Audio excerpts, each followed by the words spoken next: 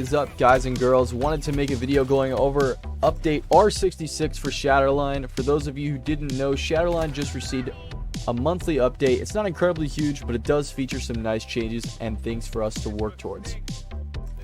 Overall, this patch seems mostly aimed towards weapon balancing. The first issue covered was the shotguns. So if you don't know, in Shatterline, shotguns and some other weapons seem to have this damage drop off that's absurdly short in range. Now, instead of damage just falling off, it quite literally falls off and does 0 damage. Well, at least it did do 0 damage to players beyond an extremely short distance. This has been addressed by making the shotguns a little more impactful at range. Shotguns are always a hard weapon type to balance in most modern FPS titles. You make them too strong and they're one-shotting everyone across the map. You make them too weak and you've got a player base complaining about them being utterly unusable. So it's a fair trade. The R20 run received some incorrect damage bug fixes, and the R60 received some better accuracy and less rate of fire. I'm not too sure if this will make either of the weapons too strong, but I will say I'm willing to bet that the R60 is considerably worse now with less rate of fire. Before, this was one of the only redeeming factors, but who knows, maybe with more range it won't feel like much of a change.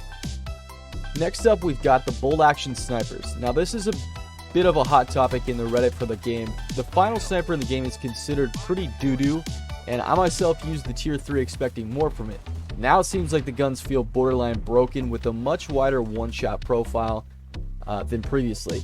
All of the sniper rifles got some form of rework done. Out of all of these changes, I'm going to say that they're all going to remain extremely strong choices. The balancing issue with them is that on the current escort map, these weapons can hold some insane sight lines and have 0 recoil. It's kind of insane. I think it's going to have to be addressed in a different patch, personally.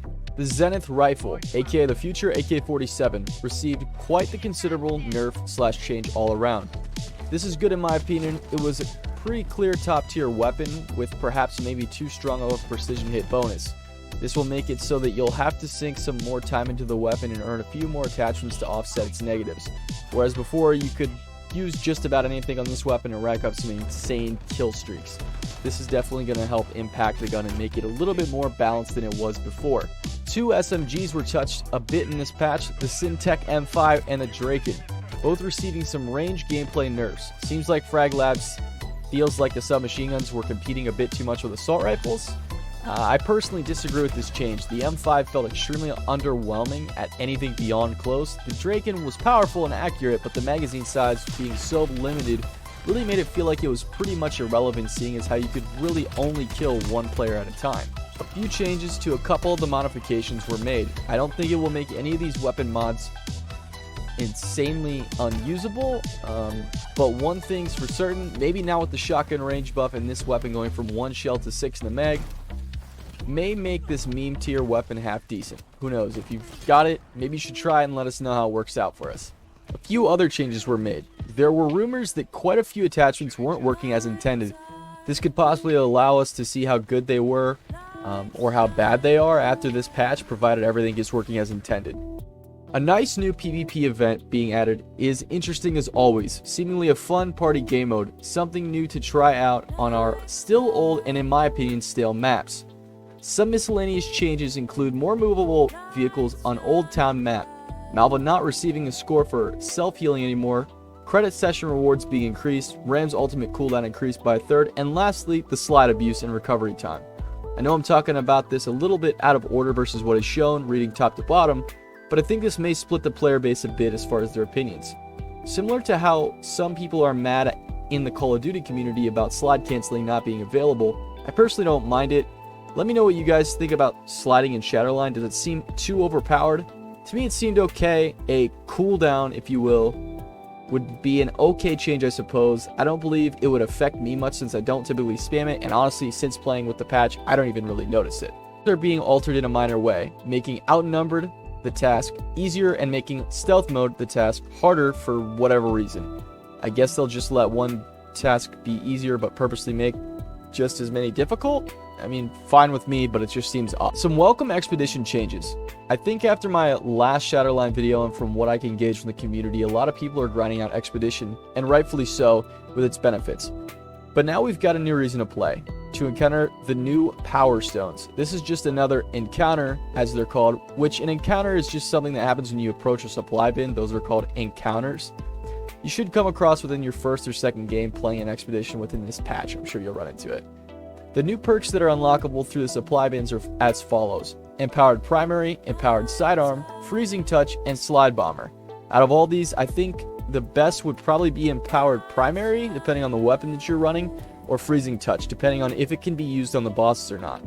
And lastly, a minor nerf to Strafers, which are the humanoid enemies in Expedition.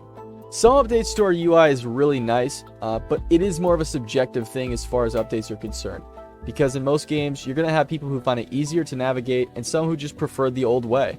As with most things, you can't please everyone. I personally don't like it because it makes tasks a little harder to track because you have to navigate more menus to get to them. Just my opinion though. What do you guys think of the new UI update? Finally, going over the in-game support ticket and reporting, cheating has been the biggest topic of discussion online, it would seem. So adding the ability to report is nice. Gives some players peace of mind knowing that there is a much higher potential the cheater will be caught and banned, or someone suspicious will just be looked into. Support tickets are always going to be great. Being able to send in bug reports and help improve the quality of the game overall, well, it's great because this game that I have in the background actually did end in a bug splat, so that was nice to be able to send a report on it. Controller support in the form of a broken aim assist system at launch is greatly appreciated from the standpoint of a PC player. I know this game is only on PC currently, but I do believe they have plans to be on both major console platforms by full release in February.